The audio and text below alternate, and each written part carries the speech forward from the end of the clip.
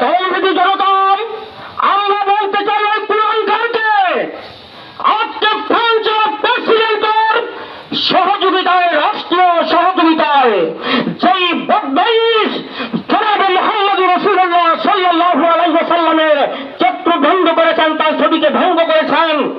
আপনারা জানেন 18 বয়সের একটি যুবক তাকে হত্যা করে ফেলেছে।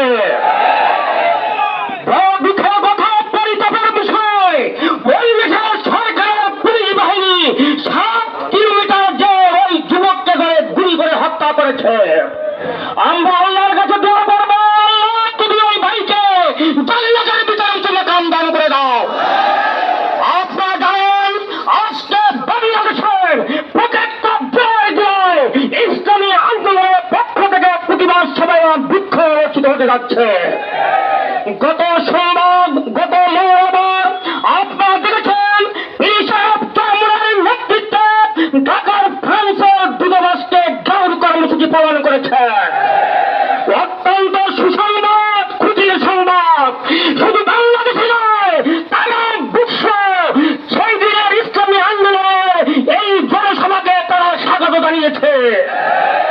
আমি আপনাদেরকে বলতে চাই, ওই মৃত্যুক ব্যক্তিদেরকে আমরা বাংলাদেশের দশ প্রান্ত থেকে জানিয়ে দিতে চাই, ও ফ্রান্সের মুক্ত, ও ইসলামের শত্রু, তার এই জমিনে মারার জমিতে জায়গা হবে না।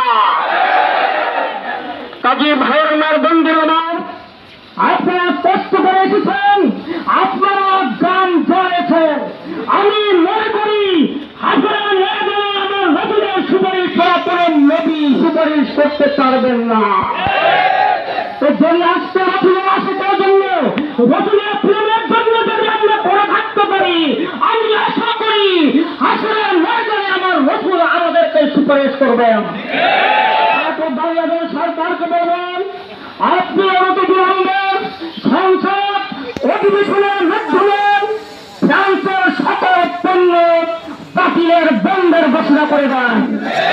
বাংলাদেশের কিছু কিছু শিক্ষক যেমন ঢাকা বিশ্ববিদ্যালয় জিয়াউর রহমান করে এক লোক রয়েছে, জগন্নাথ বিশ্ববিদ্যালয়ের পৃথিবীর একটা হিন্দু বহুল রয়েছে তিরঙ্গা, ওই ইসলাম সম্পর্কে প্রযুক্ত করেছে।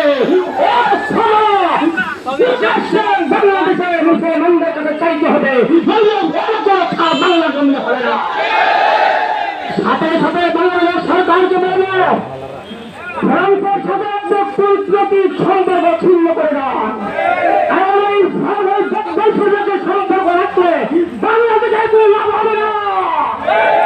বরং আজকে দেখেন মাত্র 8-9 দিনের ব্যবধানে 25 বিলিয়ন ডলার ওদের ক্ষতি হয়েছে, ব্যবসার ক্ষতি হয়েছে।